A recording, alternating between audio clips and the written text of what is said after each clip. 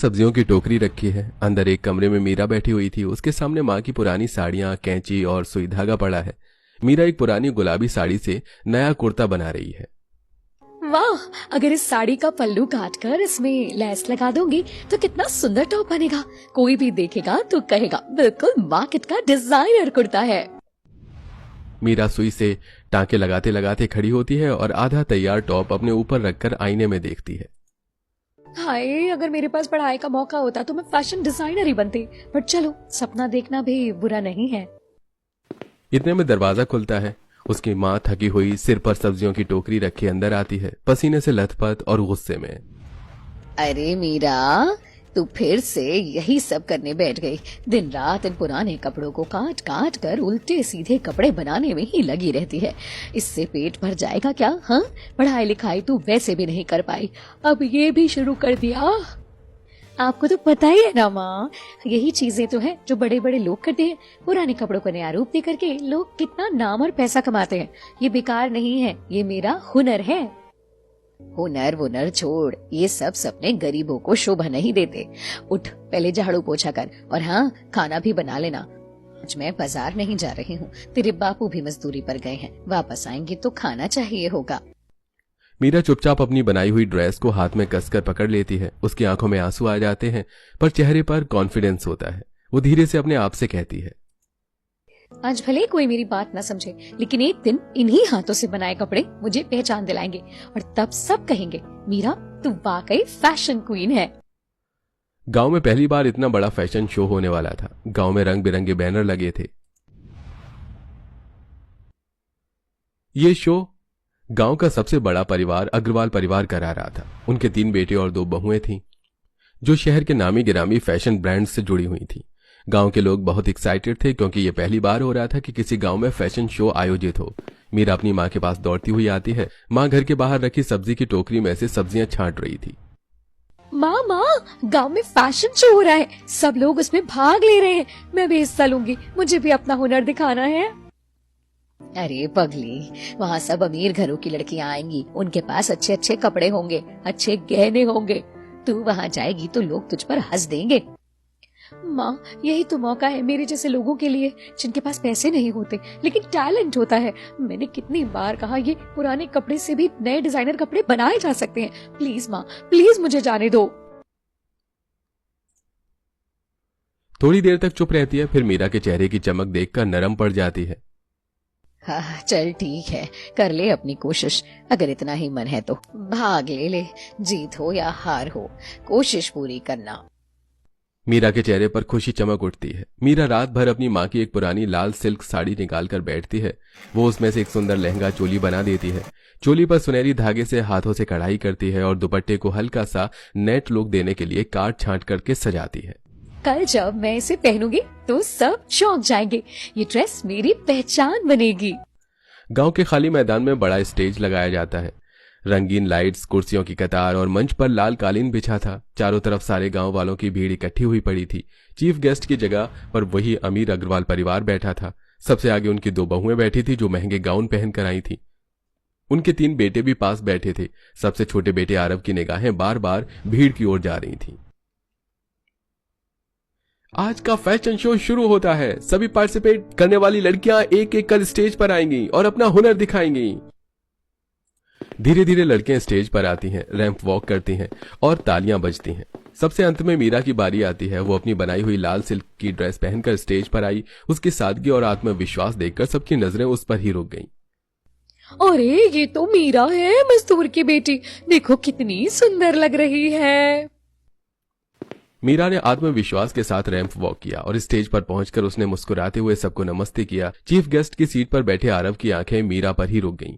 उसने पहली बार किसी लड़की को इतना कॉन्फिडेंट और अलग देखा था। सब लड़कियों के बाद जब रिजल्ट अनाउंस हुआ तो अनाउंसर ने कहा, आज की विजेता हैं गांव की मीरा। इन्हें miss fashion of the year का अवार्ड दिया जाता है। पूरा गांव तालियों से गूंज उठा। मीरा की आंखों में खुशी के आंसू थे। माँ दूर से मुस्कुराते हुए ताली बजा रही थी। उस रात शो खत्म होने के बाद अग्रवाल परिवार अपने घर लौट जाता है। माँ, मुझे एक लड़की पसंद आ गई है। वो कौन है बेटा? माँ, वही लड़की जिसने फैशन शो जीता था, मीरा। उसमें एक अलग कॉन्फिडेंस है। बेटा वो तो गरीब घर के है, हमारा और उनका स्टैंडर्ड बहुत अलग है। माँ, स्टैंडर्ड से क्या होता है? हमारे घर की दोनों बहुएं अमीर घरों से आई, पर क्या वो हमें इज्जत दे पाती हैं? मीरा में सच्चाई है, हुनर है, मैं उसी से शादी करूंगा। ठीक है बेटा, तेरी खुशी में ही हमारी खुशी है, मैं रिश्ता भेज दूंगी। कुछ दिनों बाद अग्रवाल परिवार ने मीरा के घर रिश्ता भेजा। मीरा का गरीब परिवार तो खुशी से फूला नहीं समाया। बेटी, आज सच में हमारी किस्मत खुल गई, इतना बड़ा घर तुझसे रिश्ता जोड़ना चाहता है। मीरा थोड़ी हिचकिचाई और शर्माती है। बेटा तू हमेशा हमारी शान रही है, अब तू उस घर में भी चमकेगी। कुछ ही समय बाद मीरा और आरव की शादी हो गई। शादी के दिन मीरा ने साधारण लाल लहंगा पहना, जबकि उसकी दोनों जेठानियां रिया और सोनम बेहद महंगे डिजाइनर लहंगे पहनकर दुल्हन से भी ज्यादा सज धज कर आई। मेहमानों के बीच खुसफुसाहट शुरू हो गई। देखो देखो कैसी दुल्हन लाई है, बिल्कुल गांव के गंवार लग रही है। हाय, सच कहा, दुल्हन से ज्यादा तो जेठानियां चमकती हैं। अरे, इतने बड़े घराने ने ये कैसी साधारण बहू लाई है? लड़की भले ही गरीब है, पर चेहरे पे आत्मविश्वास तो देखो, कुछ तो अलग है इसमें। मीरा सब सुन रही थी, लेकिन चुपचाप मुस्कुराई। फिर शादी होकर मीरा पहली बार अपने ससुराल के बड़ी हवेली जैसे घर में कदम रखती है। वो बड़ा सा हॉल और झूमर देखकर चौंक जाती है। इतना बड़ा घर, मेरी तो किस्मत खुल गई। गृह प्रवेश के समय दोनों जेठानियां सामने खड़ी हो जाती हैं। अरे देखो तो, इस गांव की बहू ने कितना सिंपल लहंगा पहना है। क्या यही मिस फैशन है? हाँ दीदी, इसे फैशन का क्या ही पता, बस वही पुराने कपड़ों को काट काट कर कुछ बना देती होगी। अब देखना हमारे बीच कैसे टिकेगी ये। दीदी, मैं मानती हूँ कि मुझे ये सब नहीं आता, लेकिन जो आता है ना उसमें पूरी कोशिश करती हूँ, बाकी तो समय ही बताएगा। दोनों जेठानियां तिरछी मुस्कान देती हैं और वहां से चली जाती हैं। करीब होकर के भी मैंने गांव में सबको दिखा दिया था, अब इस बड़े से घर को भी साबित करके दिखाऊंगी कि असली फैशन दिल और हुनर से आता है, पैसों से नहीं। अगली सुबह अग्रवाल हवेली पूरी तरह सजी हुई है। हॉल में रंग बिरंगे फूलों की सजावट, महंगी कुर्सियां और बीच में एक बड़ी सी चौकी रखी गई है। चारों तरफ औरतें गहनों से लदी सजी धजी बातें कर रही हैं। कुछ आदमी भी बैठे हैं। सब एक्साइटेड थे, नई बहू की झलक देखने का इंतजार कर रहे थे। नई बहू की मुंह दिखाई है, देखते हैं कैसी होगी।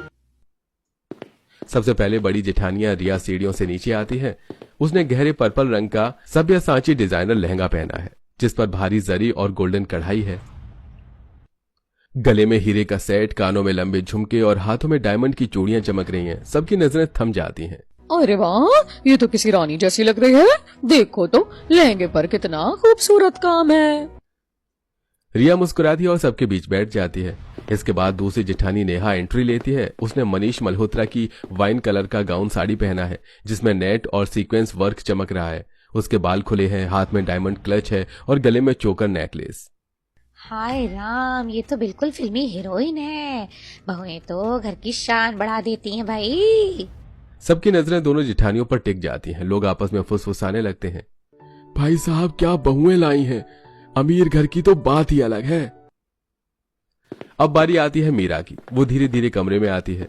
उसने हल्के पीले रंग का सिंपल सा सूट पहना है। दुपट्टे पर हल्की फूलों की प्रिंट है। गहनों में बस छोटे से सोने के झुमके और हाथ में लाल चूड़ियां हैं। आंखों में मासूमियत और हल्की मुस्कान के साथ नीचे आती है। जैसे लोग उसे देखते हैं, माहौल बदल जाता है। कई लोग चौंक जाते हैं और कई की हंसी छूट जाती है।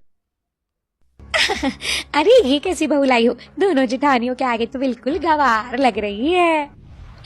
हाँ देखो देखो, इनके कपड़े ना ब्रांडेड है, ना डिजाइन जैसे गांव के। सीधा उठ के चली आई हो। अरे हमारी देवरानी को क्या पता ब्रांड्स का। हाँ, हम तो सब्यसाची और गुची पहनते हैं, ब्रांड्स के साथ ही हमारा काम चलता है, उसके बिना। बिल्कुल सही। और वैसे भी इसके और हमारे स्टैंडर्ड में बहुत फर्क है। ये तो गांव की सादगी लेकर